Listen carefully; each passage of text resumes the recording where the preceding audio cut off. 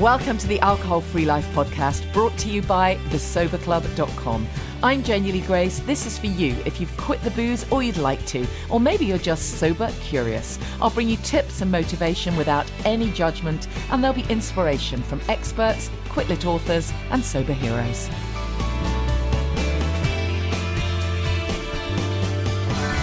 Hi, and welcome to the podcast. I'm Janey Lee Grace on this just very unusual day in the UK, the day after the Queen passed away, and it's just very odd, isn't it? It's a really odd feeling. I was hearing somebody on one of the news channels asking about the mood, where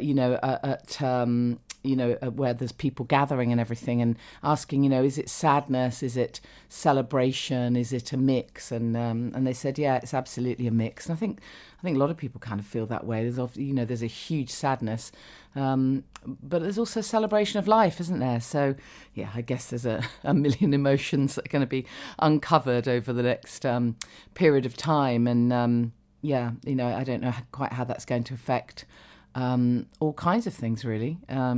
It's such a thing. It's such a massive thing. Those of you who are listening who are not in the UK, I think our Queen was hugely important in so many countries, of course. But if you're not in the UK and you may not have a sense of quite how many layers there are to this, really, because I doubt very much whether there's anyone listening to this podcast for whom the Queen hasn't always been the backdrop to their life, always, from the moment they're born. Because it's a thing, it really is. I think there's still a little bit of shock as well for a lot of people. I found one little quote that I've always noted that Queen Elizabeth said. She said, "It's worth remembering that it's often the small steps, not the giant leaps, that bring about the most lasting change." I thought that's a great quote to have on your legacy, isn't it? The small steps, not the giant ones, that make the most lasting change. That feels very relevant for us, on this podcast. It's been a very interesting week for me. At the beginning of the week, I did an interview on Talk Radio, Talk TV, and the producer called me and asked if I'd do this. It was quite last minute, and it was ridiculously late in your kind of early hours show. And so I got everything set up because I was doing it from home, so I got my whole little setup ready. And then there was the most massive thunderstorm. I don't know if it was where you are as well. It felt like it was especially for me. Well, it was the night before Liz was elected. Liz Truss was elected, wasn't it? And somebody said there was a thunderclap exactly the same the night that Boris was elected. So it took out the whole internet. So the whole internet went down, and then I had to do this Talk TV interview on my phone. But it was very interesting. It was all about sobriety. I don't think that I convinced the presenter, Petri Hoskin. I don't think I convinced her at all. But as somebody on the Sober Club said, just sometimes it's just the seeds being sown, right? It just is sowing the seeds that might make a difference. And you never know. There might have been somebody watching that programme who just kind of thought, oh, wow, well, that's just sowed a little seed. And I think that's really what it's all about. So as the Queen Elizabeth said, it's worth remembering that it's often the small steps, not the giant leaps, that bring about the most lasting change. I think we have to hang on to that sometimes. The other really important thing to say, of course, after someone's, this ridiculously massive emotional time in our lives, is people think of alcohol. I'm absolutely convinced that over the next 10 days there is going to be article after article about what to drink on I think they call it a National Day of Mourning, don't they, on the day of the funeral, or the bank holiday that they create. What we should drink, what we should be drinking to toast the Queen, what the Queen would have been drinking, and all of this kind of stuff. And I just really urge you to keep out that drama, really, because it's always been interesting to me that we think that alcohol is what helps us to celebrate and be really happy. And we also think that alcohol helps us to pay respects. And we think that alcohol helps us to feel relaxed or helps us to take the edge off something sad. And of course, it's all BS, every last bit of it. You know, the emperor isn't wearing any clothes. We're just finding different ways to either seek pleasure, seek some dopamine, or to numb out from it all so that we don't have to think about it. So I'd really urge you to not buy into all of that absolute drama that I do believe is going to be coming along. Yeah. Anyways, this week's guest obviously was recorded a little while ago, so we don't make any reference to it in case you think we're being disrespectful. We were having a good old chin wag, and it was at the end of last week, and I'm just so thrilled to bring you this guest. Susan is the creator, the founder, the editor, the amazing woman behind Hola Sober. She's going to tell you all about it. Honestly, I've found my new best friend. She is just so fabulous. This is quite a long chat, but I really hope you'll find it interesting. And after we had finished our interview, we agreed that I'm going to write regularly for the mag. So in the next magazine that comes out on Sunday, I think on Sunday the 11th of September, there's an article from me, and there's going to be lots more stuff that I'm going to be doing with the magazine. So enjoy the interview. My guest is Susan Christina, who is founder of Hola Sober, which is just the most fantastic magazine. I just love it, Susan. Honestly, I couldn't believe it. When I opened up your email originally and I saw this mag and I kind of clicked onto it, honestly, I thought I'd done it. What I mean by that is it's exactly the magazine that I would have created. I just thought, hold on a minute. This is all my shtick. I love it. Well, that absolutely fills me with joy. And I tell you why, because when you say you opened it and you felt that euphoric sense of, wow, I'd have done this. Yeah. That's exactly what I was reaching for, because I don't ever want us in the sober space to feel disenfranchised. No, and exactly. you and I can go find a magazine about bloody fly fishing if we so choose in this moment. Exactly. Henceforth, Hola Sober is for the you and I's of this world, totally. who are quite frankly bloody fabulous. Absolutely, totally. Well, look, we'll talk about the mag in a minute. Let's just talk a little bit about you. Tell me a little bit about your background. You're in Spain, hence the title of the mag. But obviously you're originally from Ireland. So just take us back and tell us a bit about your story and where the sobriety piece fits in. Sure. I'm Irish. Obviously, I'm not a native to Spain, but I have lived here for 8 years, and we were in France for 10 years before that. So I'm gone from Ireland 20 years. And I'm that sort of classic situation of, I think the Americans sometimes call it the grey drinker. But the truth is the matter. Yes, absolutely. The truth is the matter is I was doing a bottle every single day, but the outside world didn't know. So I was that professional that went out every single morning, did her job, allegedly high functioning, whatever the bloody hell that actually means. Well, actually, I've heard it called high bottomed. I wish. Absolutely. I was indeed. Allegedly high bottomed. Yes. Having been through the menopause, I don't know where my ass actually is. So thank you for the compliment. But indeed, in terms of going out every day, I had 3 boys, and I often believe I drank at parenting. I drank at that mother load of full-time professional and having children, trying to smile at the school gate, oversee homework, while at the same time trying to run a professional career and try and get up the ladder and make something of myself. And I think I drank at that. I think that there was certain, if you like, internal insecurity, and there was anxiety, and there was that need to perform and look good and look perfect, when in fact I wasn't, and my parenting wasn't perfect, and my professional life wasn't perfect, and I was holding it all together by a thread in some ways. But nobody knew. Here's the big secret in the kitchen that we harbor.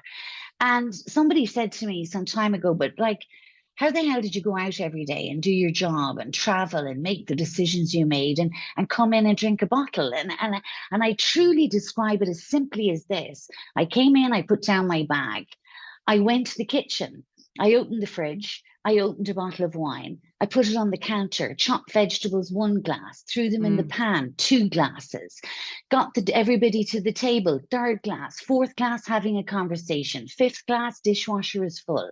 6th glass, I'll take it to bed, Janey. That's where I'm going with my 6th glass. Yeah. Suddenly, in there, in the fabric of one evening, I have supervised homework, followed up my work emails, had a conversation with my husband, and consumed a bottle of wine, neatly sandwiched in among the day-to-day running of a family, yet waking up at 3 a.m. Filled with shame, filled with that anxiety of, what did I promise them last night? Did I say I'd take them to the playground? Did I say I'd take them swimming? What did I say to my husband? All of those internal dialogue conversations that were buzzing in my head. And then falling back to sleep and the alarm goes off, getting up, doing it all over again. Yeah. Pressing repeat, learning nothing. Yet believing I'm on top of my game. The world believing I'm on top of my game. And it came to a point whereby I worked in the drinks industry. I made decisions at a global level about a spirits portfolio. Oh, did you? And interesting. Yeah, yes, I did.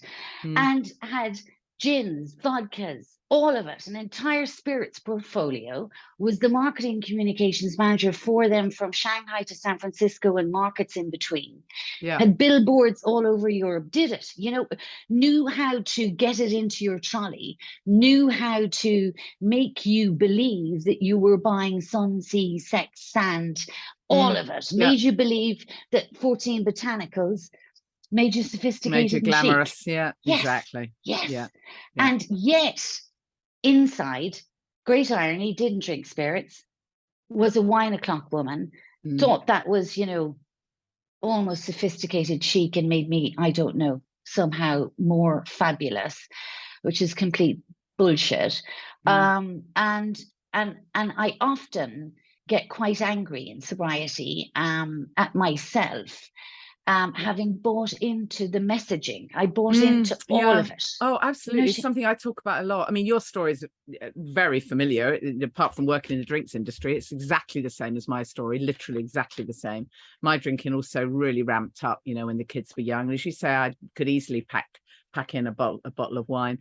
So our stories are very similar. And I went through a phase where I just could not get my head around how I could be a relatively intelligent person and hold stuff together and not grasp that the emperor wasn't wearing any goddamn clothes.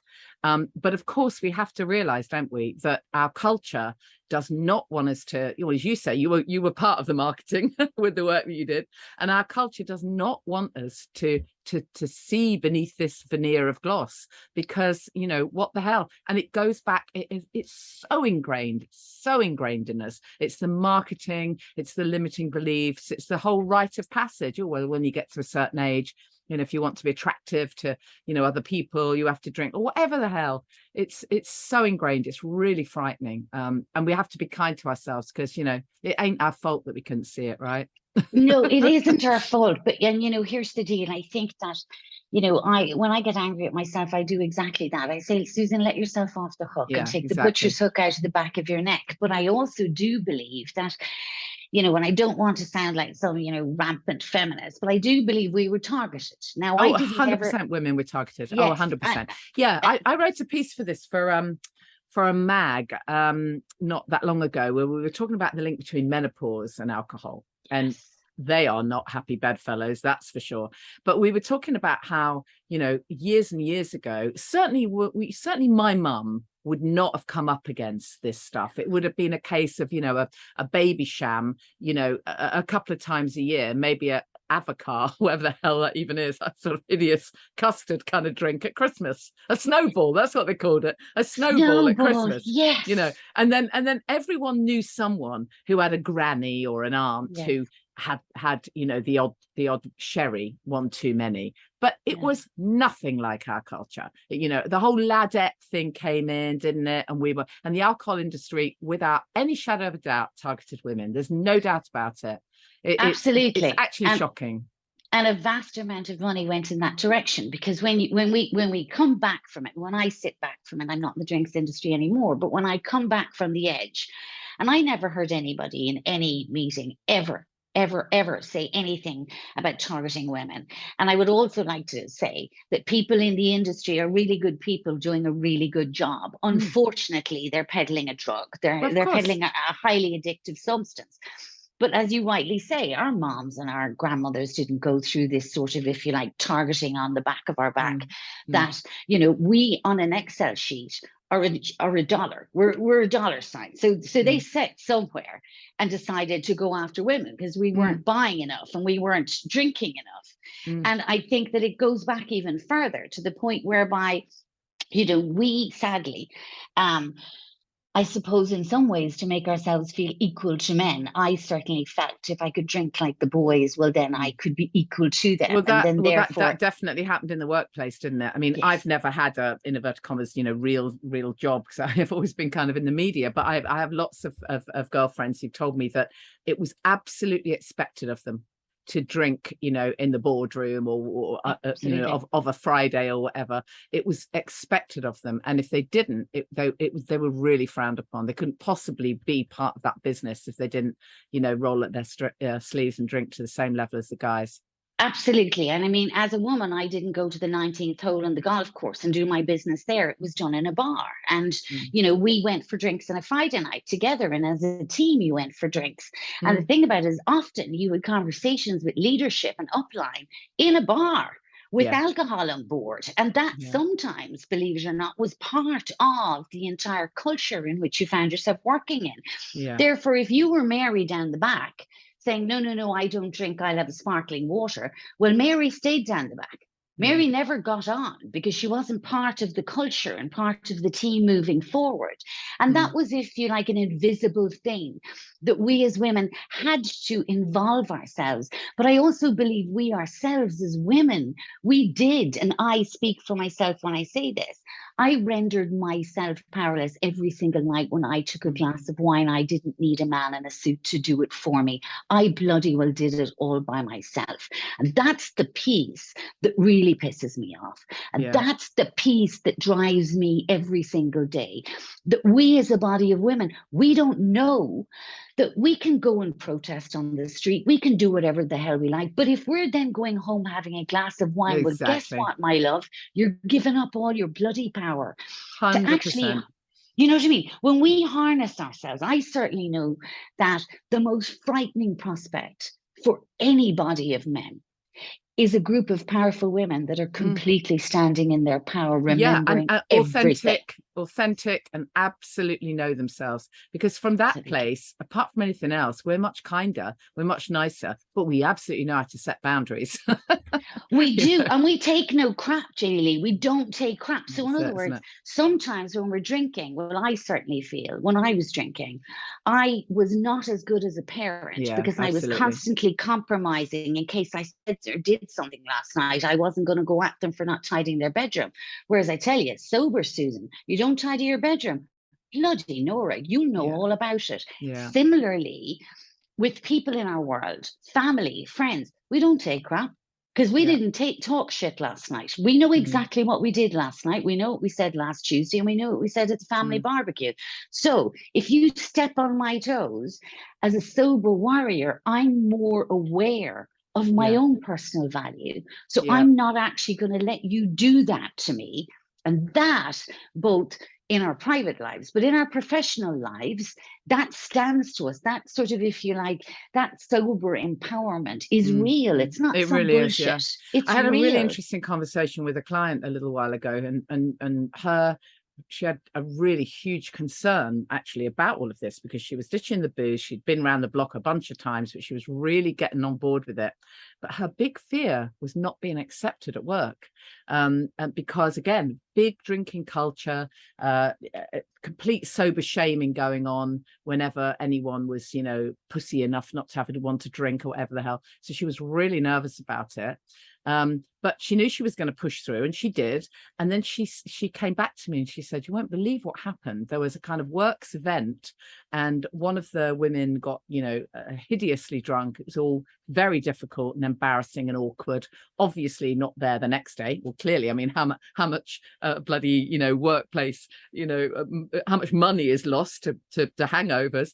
But she said her boss actually called her in and said, I really, admire you and your sort of sobriety, and I wonder if you'd have a word with this other person. So, oh my God, she had no idea that A, he'd noticed, B, he was impressed, or C, they might even see that potentially she could shine a light on somebody else. So, you have to stick to your guns, right, in all of this. But how ridiculous if this is still going on now to the same extent. Well, you see, I think that's what I find shocking, in the cold light of day. It's 2022, and we live in a world whereby for decades, centuries even, it's been part of every event. It's part of the family. Yeah, it's part exactly. of the day-to-day vernacular, right? So we allegedly are the ones out of step. This is what I find hugely crazy. That while I was in the power of a bottle of wine every night, I know exactly what I drank every week, 9 bottles a week, 1 every day, 1.5 on a Saturday, 1 on a Sunday. I'm married to an engineer, so I know exactly what I drank, 9 bottles a week. So therefore, I am allegedly out of step now because I'm not drinking. Well, I was allegedly in power and in step while I was putting away 9 bottles a week. Like, that in itself is so screwed up, right? Yeah, but this is where I think the underbelly of women and communities in sobriety finding their voice and being less afraid. We need to be unafraid. I'm not saying that we need to go out there and start bashing drums like evangelists. But we need to be unafraid, because here's the deal. The choices we've made as women are healthier for us in every possible way. Hormonally, and alcohol, as you know, is a shit show. Exactly. Alcohol is a toxin in our body, contributing to depression, anxiety, and reducing days in the workforce. I was just about to say, just to chip in there just for 1 second, that is the other thing that I have been utterly shocked, really, really shocked in the last few years, that a huge percentage of my female clients are on antidepressants. And when I ask them, do you believe you are clinically depressed? Of course not. They say, of course not. Of course I'm not. I just went through a really shit time with my kid, or with this or with that. And, or how was my marriage was breaking up, or whatever the hell, stuff, life. I'm not decrying it. Maybe it was a really terrible time. Maybe there was like huge anxiety, huge stress, but shoved on antidepressants, been on them for years. Medical professions seem to be not very quick to want to reduce. But, really important piece, never asked about their drinking. So bottle of wine a night, let's medicate on top of the medication. It's absolutely rife. It is. Sorry, I interrupted you there, but no. But here's the point. It's very easy for a medical profession to just write a prescription for an antidepressant rather than ask the difficult question. The difficult question is, Susan, what are you consuming every week? Not just what your food you're eating, but what alcohol limits are you putting on your body? That's a difficult question, because as a doctor, you then have to do a follow-up. Far easier to say, there you go, take Prozac, take whatever, not ask the difficult question, which is not the fault of the medical profession, who are underfunded, overworked, and don't have enough time to deal with patients. That's government's problem. And they don't know what to do with grey area drinkers. That's it. They don't know where to signpost. No, they don't. And here's the point, and this is what I also feel strongly about, is that I didn't look like I had a problem. So when I enrolled in an online sober school, which I did, I went to Kate B, and that's how I found my way out of a black hole. Nobody knew. I did tell my team. I felt it was important. But the point was that nobody outside of that, nobody knew. Nobody suspected. No one had a bloody clue, right? So I was making a decision on Friday to spend X amount of money and hire this and hire the other, a bottle in. And then on Monday, I was doing online sober school at 6 a.m. in the morning before I started work. Nobody knew. So that's how crazy, because why? Because again, it's the same bullshit. We are told that you and I need to be down an alley drinking sherry out of a brown paper bag. We need to be Before we can be destitute. helped. Yeah. Our husband needs to have left us, and our children need to abandon us because we're horrible human beings before we even constitute somebody who requires intervention, a discussion, or a meeting with a doctor.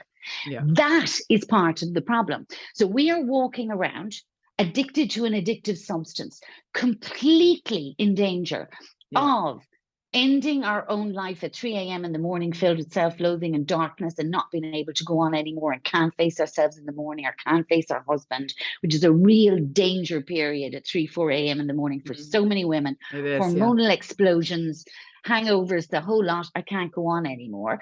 And nobody knows we even exist. No, because we think when we're in that place, the interesting thing for me was that I thought I was the only person who was feeling that.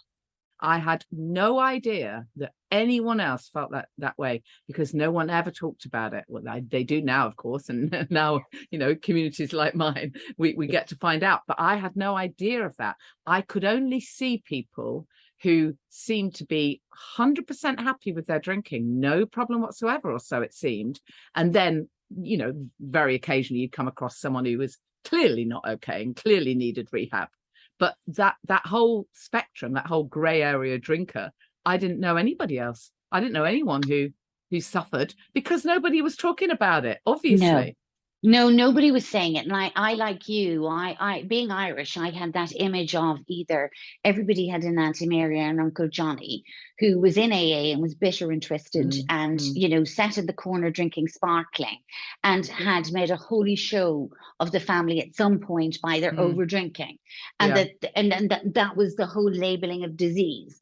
And then there was everybody else who seemed to be completely managing it. And then there were people like me who seemed to have no ability, no measure, no off switch. And no matter how many times I promised myself on a Monday with all my rules that I would not do it again, at 4 o'clock, I was in the off license.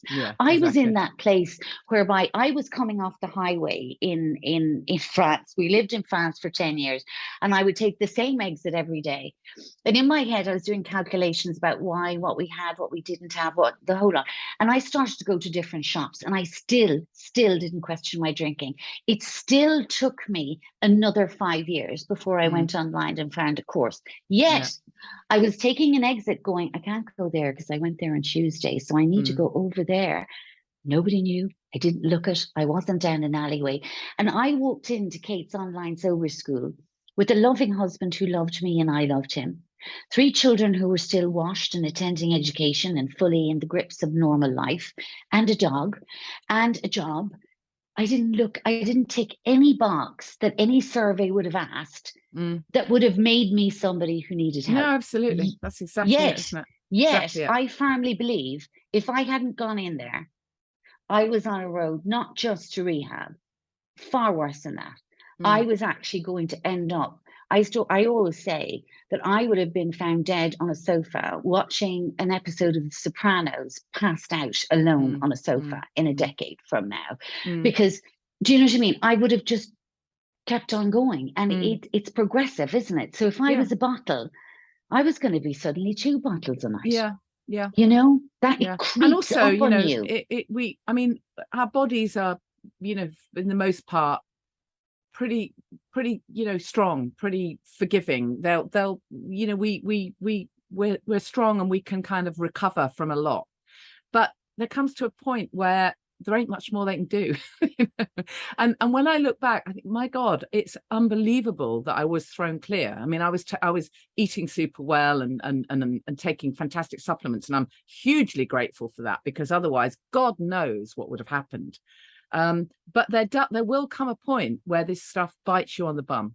There's no doubt about it. When you look at the level of you know, chronic illnesses, and just when you look at what changes when you stop, it's unbelievable. You know, if you look at it that way, if you see people and they go, do you know what? My asthma's gone. Or do you know what? I don't have skin conditions anymore. My eyesight got better, for God's sake. Me too. Me Yeah, too. I mean, when you think of all the incredible things, not to mention the anxiety, and Yeah. when you look at everything that gets better, you have to be thinking to yourself, oh my God, what the hell would have happened? We know, as you say, hormonally it's terrible. It's terrible for your gut. The people with all kinds of gut health issues, the inflammation, that there's so many things that go wrong and people get sick. They're not going to link to the alcohol. It's not as simple as everyone will get liver disease. It's not as simple as No. that. You're going to get No, a it's million not. other things that are never going to get traced back Yes, and I to think your that alcohol use, because you're never bloody asked about it, almost that's the ever. point. You're No never asked GP. about it. No, they Yeah, don't no ask you. GP. I mean, I used to say it. I used to ask them if I felt brave. You probably heard me say, if I felt brave, I'd say, oh, I'm a bit worried about my drinking, actually. I don't really think we could just have a quick chat about it. I'm a little bit worried. And it took a lot for me to say that, a lot. And on every occasion, the lovely female GP would just go, you should have a quick look. Well, you look fine. How much you drinking? Obviously you lie, well, Yeah. a few glasses a night. So that's perfectly normal. Have an alcohol-free day, yeah. Oh my God. If another person had said have an alcohol-free day, do not say have an alcohol-free day to someone who's it's taken everything they have within them to admit that they're bloody drinking too much. Don't say have an alcohol-free day. That is not going to happen. I was just going to say, clearly she was drinking as well. Happen. The GP would have been drinking herself. So of course she didn't know what to say to me. She don't know what to say. They don't know what to say, but you know what? There is an absolute shit show going on inside of women all over the world in health conditions that are manifesting after 20 years of drinking alcohol. Well, depression, for starters, as we say. Look at the level of people on antidepressants and That's HRT. So a lot of women find that when they stop drinking, their menopausal symptoms completely level out. It's right. Absolutely incredible. Don't everybody write to me and have a fit. I'm not saying no one should have medication. I'm not saying that. But I do think start from a level playing field rather than put medication on top of medication. Start with right? Yes, and I also think that when we remove alcohol, our bodies internally take time to recalibrate, and we actually need that time for it to recalibrate and then assess a year from now, as opposed to throwing in the medication on top of it. Because what you said earlier as well is life gets lifey, right? We don't need to medicate it. There's this false misconception that life is fair and life is even and life is fabulous, and no. Fair isn't even and even isn't fair. So here's the deal. Life gets lifey, work gets challenging, husbands annoy us, kids fail at school, they don't tidy their bedroom. That does not mean we need to medicate. Exactly. Do you know what I'm saying? Yeah, we need to actually learn how to cope with life being We need lifey. to know how to manage our emotions, don't we, really? That's the bit we're not taught in school. That's it. And we from a very early age, emotions. we just numb it all out. Totally. Well, it sounds like we're in the same place. We are in the same place, darling. I think we're very like-minded. So tell us how the mag came about then. What was your decision was your background did you do publishing and stuff, or did you just suddenly think, I think I'm going to be a publisher? No, honest to God, no, never at any point have I done anything ever like this, but I got to be in my bonnet. And I kind of felt, at the end of the day, I felt that if I could go and get a magazine on gardening, if I can get a magazine on wine, if I can get a magazine on food, and if I have an ability after 30 years of communication to actually take a photograph and make something of it, or take a message and shape it in a particular way, if I've done that for gin and vodka and everything else in the bloody hell, well, maybe, just maybe, if in the evening time as my passion project I do this, maybe I could do a magazine that would be inspiring, motivational, colorful, and bring together, I think for me, what was important as well is a coalition of powerful voices, because there's some pretty bloody amazing women in the sober space, and I'm all about women. And so I kind of felt they've nowhere to go. They're all disparate. They're all fabulous individually on their own platforms. Can I create a conveyor belt whereby I can bring these voices together so that a woman new to sobriety, or indeed somebody decades in, can find a magazine that looks like Marie Claire, find a magazine that exactly. makes her feel proud to be sober. I wanted it sounds really shallow, but I wanted it to look good. Do you know what I'm saying? And it does. It really does. I wanted it to pop. You know, I didn't want it to be sort of, here we go, and now we'll all sit and we'll meditate in the corner and we'll think of our sobriety. I wanted it to be joyful, inspirational. I wanted it to be, if you like, a digital message to the world that we're powerful and strong. We're unashamed, we're bold, we're courageous. We cook, we garden, we have interests and crafts and hobbies. We're exactly like you. We can drink anything in the world as long as it's alcohol free. Exactly. That's who we are. I love the fact that you've, I mean, well, the mag is just fabulous, as I say, and you've got some stuff in there that I absolutely love, and optimum health and well-being, and all the stuff that's my absolute passion. But you've also got poetry, which is an unusual little twist. What was the idea behind that? The reasoning behind that is I find, and I don't know if you've come across it in your club, but there is a wealth of talent in sobriety. Absolutely. I have actually. And there's got a few members who've written some lovely poems. There you go. And there's a wealth of talent that don't have an outlet for their creativity. And I believe everybody has the right to have a voice. And if you write a poem that, if you can imagine, takes courage to send to me, takes real courage to put on a page and take ownership of those words, I want to give them a space for that. And I encourage that, because I believe, we come into sobriety and we have these hours in the day, we have this energy, and let's funnel it down pathways that are not all about sobriety, but about creativity and other, because we're living, breathing women with lots of things in our world. That's why I have poetry, because I do believe that it reaches certain people. And I'm somebody, I think that I love poetry, and sometimes I'm not a lofty reader in any way. I'm a Marion Keyes fan. I'm one of her major Supergirl fans for as long as I can remember. And I loved Maid Binchy. So it's not that I'm reading Tolstoy's War and Peace, but I do believe that poetry has a beautiful rhythm to it. And sometimes the cadence actually of the words can actually be emotional to read. Do you know what I mean? And I want someone to read that and go, ooh, oh God, I felt that. That's the kind of feeling I want a woman to have. And sometimes you reach women in different ways. Sometimes we'll reach them with the kitchen recipes, and sometimes we'll reach them through Anne Dowsett Johnson.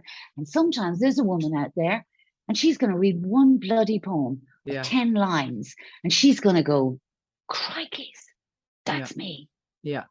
Exactly. That's why it's lovely. It's really relatable. It's fantastic stuff. So just tell us about the mechanics of it. Where do we read it? How often are the issues and all of that?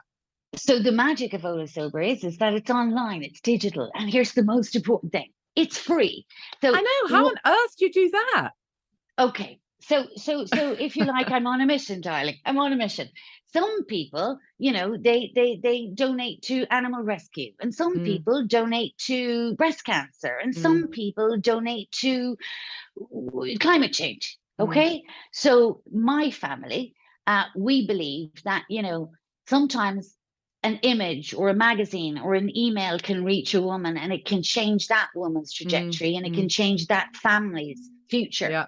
And sobriety is a generational gift. I'm giving it to my children, you're giving it to your children, and they're giving it to their children. Okay. Because we're making sure that we're not being complete lunatics with bottles of wine in us. So this is our thing. Do you know? It's your labor of love. Well, like this podcast, this is our labor of love. I haven't taken a week off this podcast in 2.5 years. That's the point. This is that you understand. If it changes one person's life, if one person tunes in and goes, "Oh my God, that's me! What she's talking about, that's me." And that for me, it's about the inclusivity. That the look and feel of the magazine is about saying to that woman out there in the kitchen, you know what, we were like you, and you know what, this is fabulous, and don't be afraid, and dive right in and read an article. So it's digital, it's online on the website, holasober.com. It comes out every month, and I also do a Sunday magazine for those that want it in the daily email. So Sunday magazine is small. The reason why I do Sunday is that my mum, I lost my mum in January. Life gets lifey.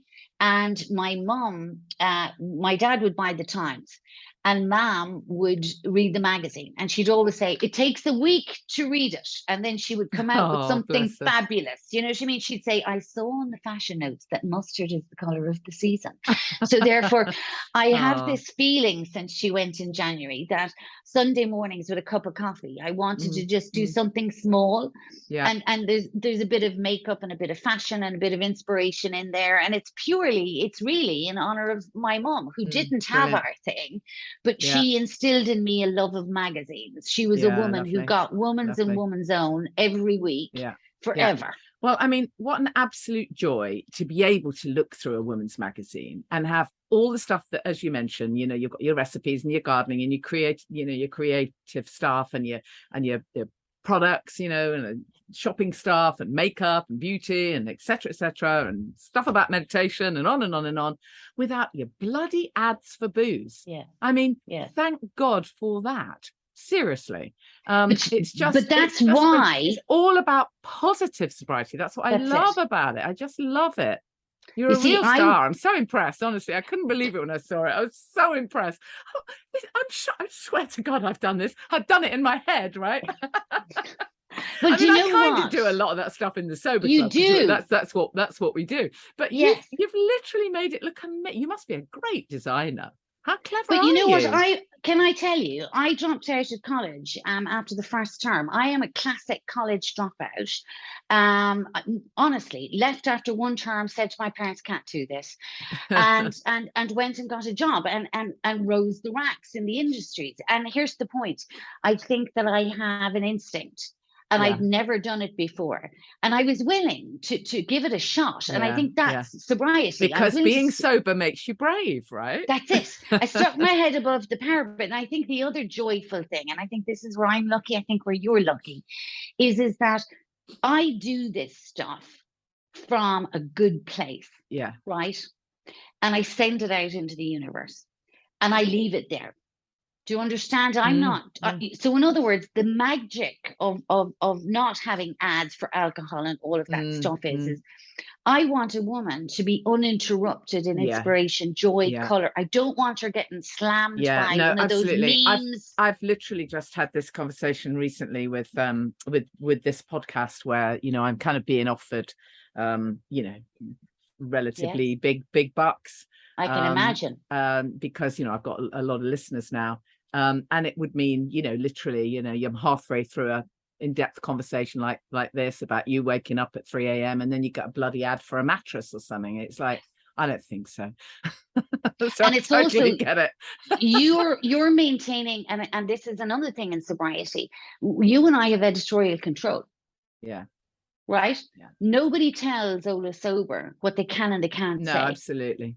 Nobody. And nobody tells you what you can and you can't say on your podcast and who you want to speak to. And that's powerful. Right? Well, that's it's very magic. powerful, particularly recently, you know, when it feels to me like the whole goddamn media has been controlled for years, you know, and there's only so much they can say, and the amount of stuff that's censored everywhere. So you're right, having ownership of that is amazing.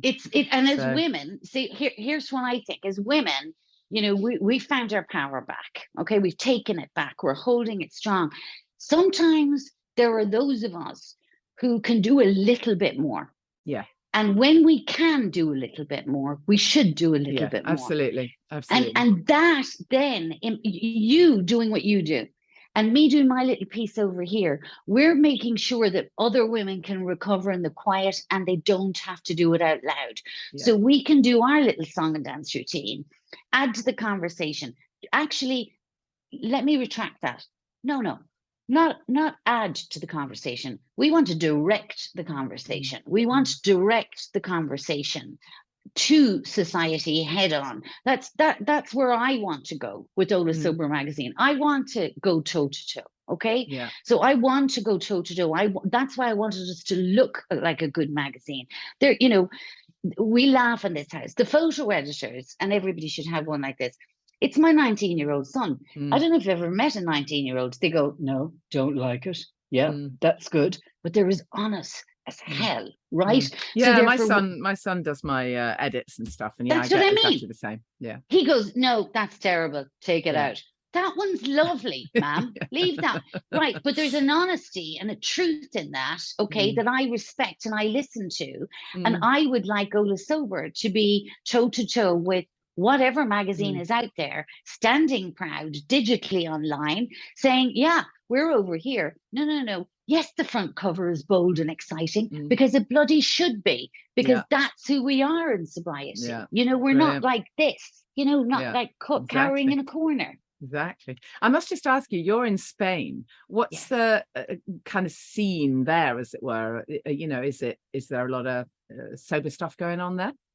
So in terms of Spain, first of all, let me tell you, the zero market is fabulous. Absolutely fabulous. That's in good. fact, Spain was one of the first. Are they up to speed with the? I mean, I know they were with things like alcohol-free beers, but are they up to speed with the other stuff? In terms of alcohol-free beers, you're absolutely right. It's number one market, I believe, in Europe. In terms of sobriety, it is not discussed. In fact, my husband, who is from Barcelona, so as they say, I'm married to a native, he doesn't even think that AA exists within the Spanish-speaking culture. Alcohol and alcoholism, over drinking, grey area drinking, not discussed here, just not discussed. I am like an island nation, if you know what I'm saying. So when you say not discussed, do you mean because it's not going on? Are you saying people are not over drinking? I don't believe they are over drinking. Right. I do believe that the women, that I'm talking about women professionally that I've met and everything, they were not doing what I was doing. And since I've come out as doing what I'm doing, no Spanish woman has said to me, I was doing the same. That's interesting. So therefore, that's very interesting. It is. I think they have a different attitude to alcohol in France and Spain than we do in Ireland, England, and the US. That. I've heard people say that. Yeah. They do food with alcohol. In Ireland, we just did alcohol. Yeah. Do you know what I mean? You didn't need food to have a drink in Ireland, or England, or America, or Canada. But in France, you ate with your alcohol. And the same here in Spain. It's very much around, well, certainly is within our circle, it's around food. And if they're having a tapa, they're having a small glass of wine and then they move on. And then they will have a coffee. You know what I mean? Whereas me, back in the day, if I had a tapa and a glass of wine, well, the next place I went to, I had a glass of wine as well. And then the next place I had a glass of wine as well. And then we came home.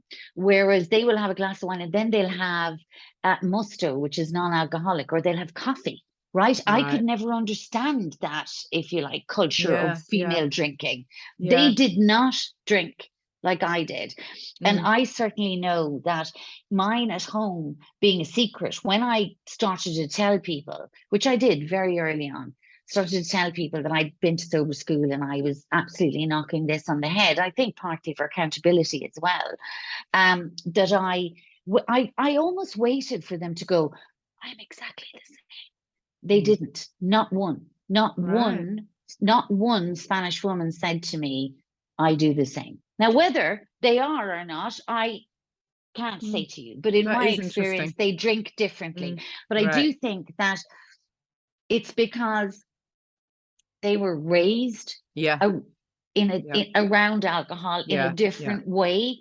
I think in Ireland, England, and the USA and Canada, it was a rite of passage, you know, to go out and not just have a drink, but getting drunk was normal for young people.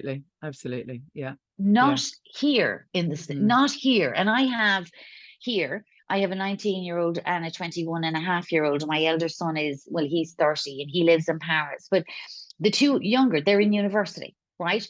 So, and they're half Spanish. So therefore, you know, I see them and their friends too. And I don't see it. I don't see what I grew up around at home in that's very Ireland, and interesting. what women have told me was their journey in university and college and all of that. I don't see them doing it. Changing subject slightly, but it just made me think of it. Did you see recently that news story about Japan, how the government in Japan are encouraging young people for the economy, because they're losing tax revenue? What the actual and actually setting up a competition to encourage 20 to 30-year-olds to drink more. I mean, who would have even thought I mean, at least they're open about it. I mean, because I'm guessing it's what we're doing here in the UK as well, but undercover. But somebody, a guy I know, said he used to live in Japan and said the culture there it's unbelievable. In the business areas, the businessmen, they get totally hammered, even though they're quite a healthy nation, and they're very clued in around nutrition and stuff. But when it comes to booze, totally lose it, particularly in the kind of high-end business world. I was going to say premium. In the premium sector, the Japanese drink like fish. So the young people are clearly not drinking enough for the government to get their revenue. What the hell? But I was shocked. They're open about it. In the UK, I would imagine exactly the same stuff's going down. I mean, look at all the stuff that's been going on in government with the Partygate, the hell. That made me so sad. Yeah, but that whole Partygate thing, let's talk about the real issue, that they've got subsidised goddamn booze constantly at work. How would you even think that that's normal? How can that possibly be normal? But it's not. Let alone whether there's a bloody lockdown. You should not be drinking at work. Subsidized.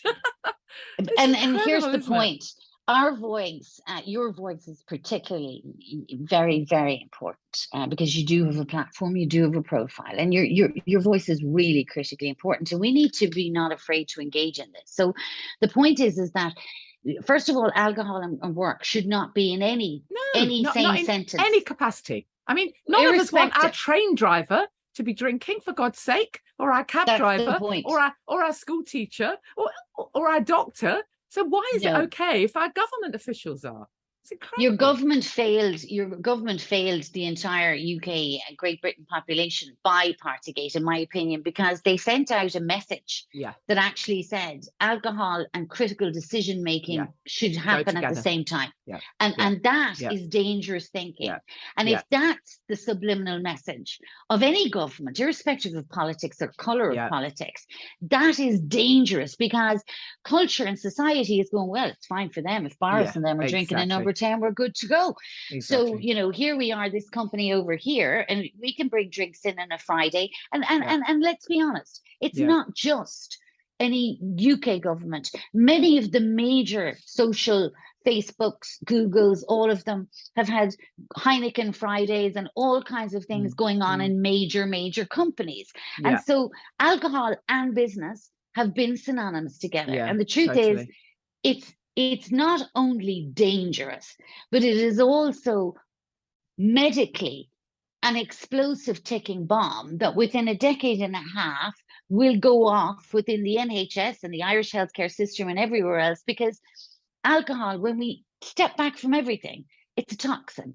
It's a chemical toxin going into our bodies. It is an addictive substance that tears families apart, destroys generation of fabulous, amazing women that are leaders in their family, falling prey down the neck of a bottle, who will shape children who are absolutely emotionally hammered because they were raised by a mother in height of addiction. And the fallout from it, the fallout from the crystal goblet that we all speak about, is immense.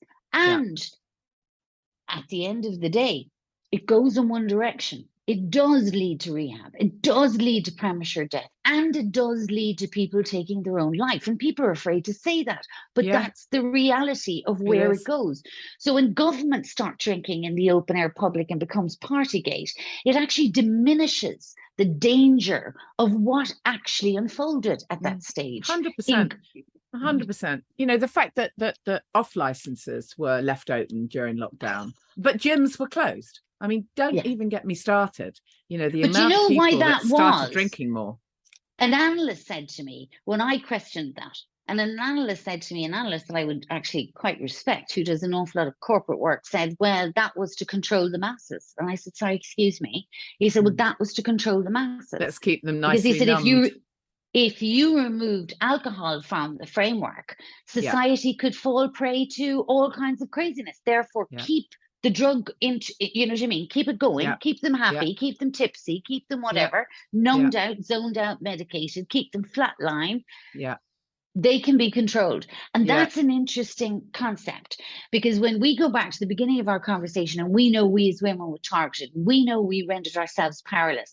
We are easily controlled as women when we're drunk in a kitchen. We're drunk, right? Yeah, exactly. So or numbed by antidepressants. That's it. Which they would like to pile in as well. You see, but that's the point. This is a form of, as crazy as it sounds, it's a form of control, that we lose our voice. We lose the ability to cope with life being lifey. We lose our ability to talk back, to push back on boundaries. And if women could understand that by not drinking, we actually enter into a phase of our life, a chapter of our life, whereby we can make bloody good decisions. We make informed decisions. We're better mothers, we're better parents, we're better sisters, we're better everything. I don't know about you, but I'm 10 times calmer, nicer, absolutely. 100%. more thoughtful 100%. human being. Definitely. Less reactive, you know, less 100%. Reactive. I'm able to actually become more resilient as well. So as you say, when life gets tough, you're more resilient to be able to deal with it. We do the next right thing, don't we? We learned that in alcohol-free living. So for me, every day I do this. I get up in the morning and I wrote this Hola Sober pledge that I say every day, because I believe in ancestors. I believe in all of the candles. Yes, I am. I went all woo-woo that way when I put down the alcohol-free glass. And I look at, you know, I look at my forebears, and I'm from a very strong line of Irish women who didn't have our thing. So therefore I call on them every morning and I say, listen, you know, ladies, on we go into the world and let's take it on. Cool. And I light a candle and I read this pledge that I wrote for myself, you know, and I talk about, you know, we are heirs to that revolution, because I need to believe that we need to believe as women that we're part of a wind of change. Because you and I could sit and read the newspaper and Downing Street and Partygate, and you could become very, very, very discontent, and you could become very, very sort of almost, oh shit, what's the point? No, you know, 100%. I mean, you know, I think an awful lot of people went through that in lockdown. I put a few pieces out in the Sober Club where I was just encouraging people to just, in fact, I created a little meditation that was actually called Change the Channel.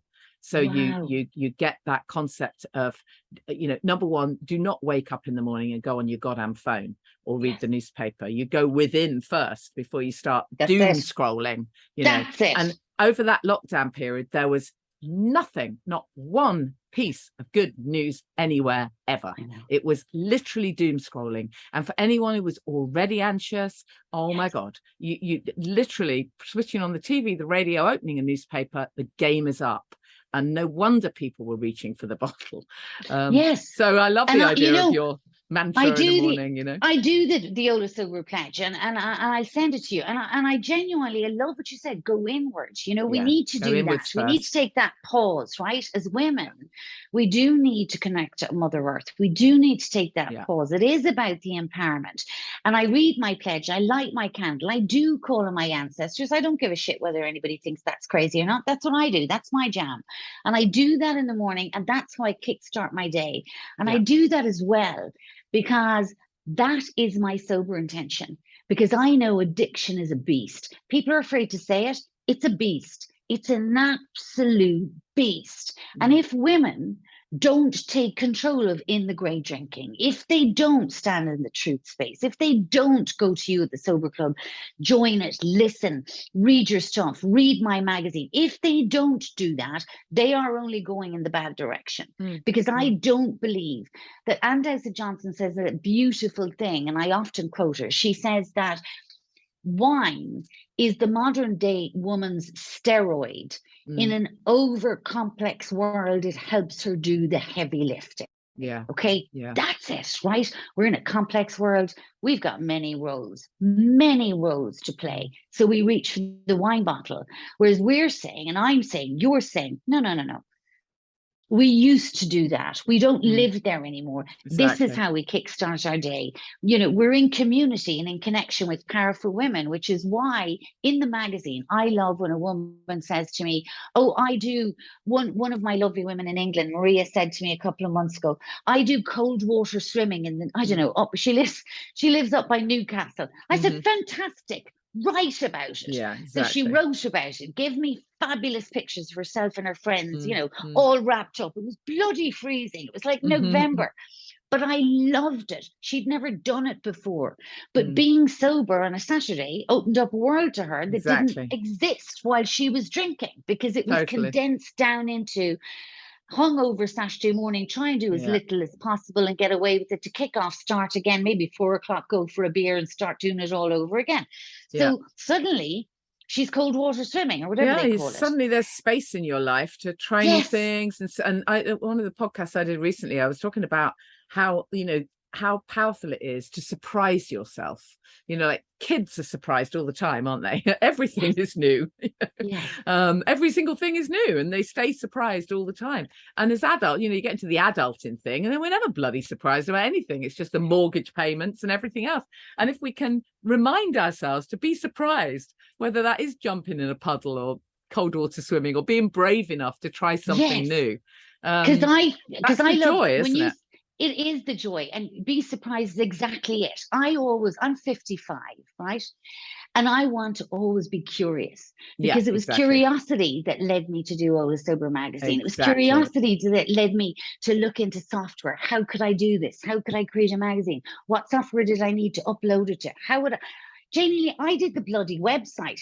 I've never done a website before. Wow, that's so impressive. But brilliant. That's curiosity, and that's part of sobriety. Exactly, 100%. I don't know about you, but standing in the grey, curiosity was not my bedfellow. I was bloody deep down inside miserable. Yeah, I was very, very, very negative. Yeah, and I had no concept of how I could possibly get out of it. No I didn't know, and I also didn't I was terrified of getting older. Drinking was not an option. Exactly. I was terrified of getting older. Absolutely terrified. I could not see any beauty in that at all. I just knew everything was going south. Everything was getting more miserable. I was going to get more, grey and sick and fat and old, and just every single thing. I couldn't find any joy. And that really scares me now when I look back. It really scares me. And I was lucky. I was lucky. I had people around me. I had, I was relatively healthy. God knows what it would have been like if I hadn't have been. But I really got that sense of what real heavy, I wouldn't call it exactly depression, but a real heaviness and absolutely nothing to look forward to at all. That was it. Very scared of aging. Very scared. Yeah, I was in that space whereby I just felt, is this it? That space exactly. is this it? Is this it? And looking around in the kitchen and my children and my husband and my life, this it? But nobody said to me, you know what, you can feel great, just ditch the booze. Nobody says that. Nobody says, wow, look, do you realize how freaking fantastic this life could be? No, nobody says that. They just go, oh, well, have you got a problem? Oh, poor you. Well, have an alcohol-free day, yeah? I mean, when I hear that, something inside of me, dies, and it drives me farther to do what I do, because, have an alcohol-free day. You and I both know that A, would never have happened, and B, that's not the answer for anybody to give us when we're sitting in their surgery. How about every day being an alcohol-free day? Now that's when you start living, right? and that's why I suppose there's a part of me that sort of feels that if we have a mainstream magazine and we podcast and we've all of these things and we become mainstream as opposed to uniquely different, God love them. They're, I read online the other day somebody saying these alcohol-free people, they really piss me off. There's so much energy and gratitude, right? So really, great. I want to piss people off.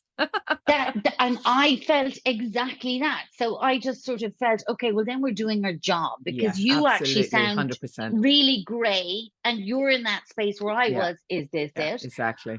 And one of the other magical things, if we say is this it? And then if we want to remain curious and stay surprised, sobriety also gives us the gift of being able to say, not this.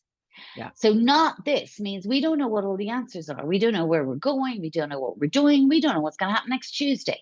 But we do know not this. We know whatever we're doing, it's not this. And the curiosity keeps driving us forward to, you know what I mean, to come together in community and connection. And I think one of the most magical things for me in sobriety is that I always draw the comparison that my grandmother was a redhead. A lot of my cousins are redhead. And then, of course, I was that cliche that I went blonde. And I was blonde for many, many years. And when I gave up blonde, obviously, natural highlighted within an inch of my life. And when I gave up alcohol, I said, I was about 6 months in, I went, I'm going to go back. I'm going to go red. There was something in me that wanted to reclaim all, that earlier youthful, effervescent part of me that alcohol absolutely smashed and almost dulled permanently.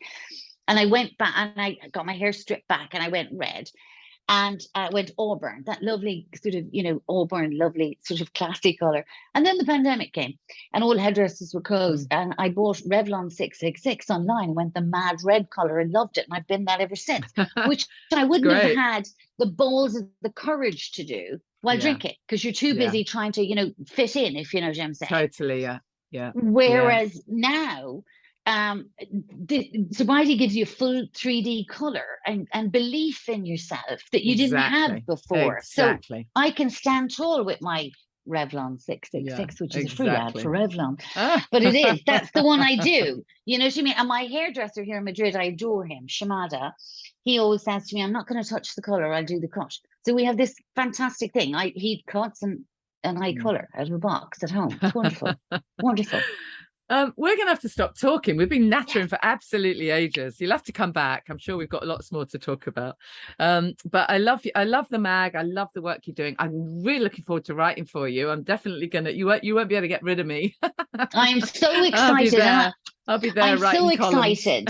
I think that to be honest, for someone like me, trying to put together this coalition of powerful women, to have you join and actually deign us fit, myself and my computer, I'm really excited about giving you that platform to say what you want to say and bring people to your club and galvanize even more positivity. And I think there's some gorgeous writers in there, and I'm really chuffed and I'm really excited about what you can do at Hola Sober. I really am. Fantastic. Well, I'll put the link in show notes, obviously, and we'll do it all again. We'll chat again.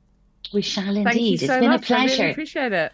So look out for the new mag that comes out on Sunday. It is free. What incredible work she's doing. I'm so thrilled to be a little tiny part of it now, offering articles and columns to Susan. So that next one comes out on Sunday. Make sure you get a copy of that and make sure you stay connected. And I'll definitely be having more chats with Susan, without a doubt. And just to reiterate, by the way, if for whatever reason you tuned in halfway through, we did record that a week ago, so it was before the Queen's passing, in case you're thinking, oh, they're having a jolly chat on such a mournful day. Anyways, I really hope you have a good week, and whatever this news means for you, take some time out to do some reflection. It's always a good thing to do. And as I said at the beginning of the podcast, try not to get caught up in the drama of everyone talking about booze, because the minute we talk about funerals, the minute we talk about bank holidays, that somehow is synonymous with drinking. Well, it doesn't have to be. And as Susan said in that piece, getting some support is everything. She was explaining that she worked through a course. Don't forget, we've got a course called Get the Buzz Without the Booze that is included in our Sober Club membership. You do get videos sent to you. You get a whole workbook. You can work through it at your own pace. And of course, if you want the connection piece, we offer that too. So check it out, thesoberclub.com. It's very low cost. Get yourself connected, whichever way round you choose to do it. It's so important. It really is critically important that we just meet like-minded people and we share how we're doing. And in the Sober Club this week, there's been posts about just about everything, because as I've said so many times, it's so much more than just not drinking. Of course, that's what underpins it all. That's the foundational piece. But once we start to do that, we uncover other things. We, the good and the bad and the ugly, actually, if the truth be told, because sometimes we've been masking physical symptoms and physical things that we've just been putting off. That's literally been me. I've been putting off dental stuff for so long. It's utterly ridiculous.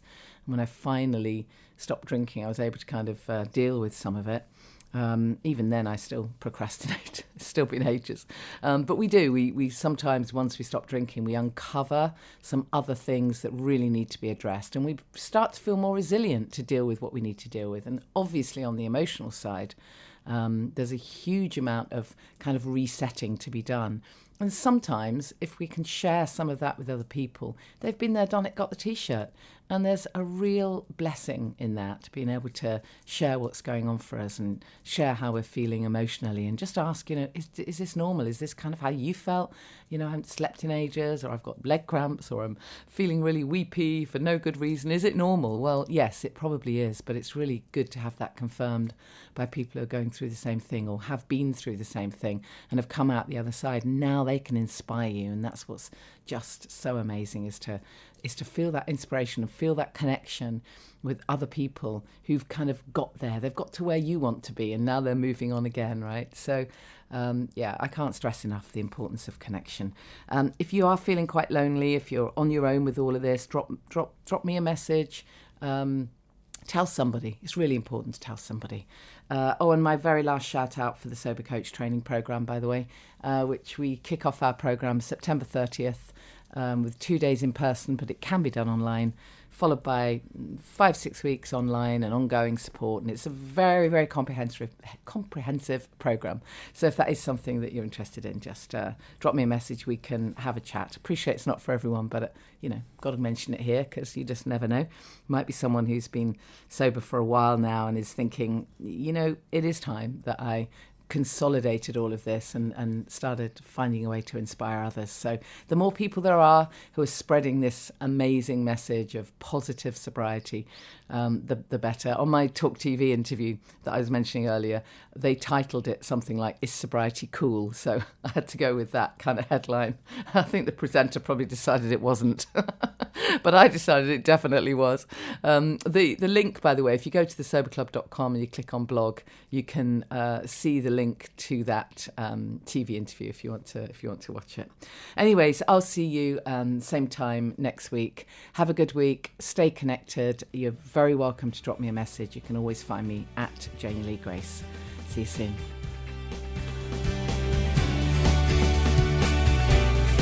Thank you for listening to the Alcohol Free Life podcast, brought to you by the Sober Club.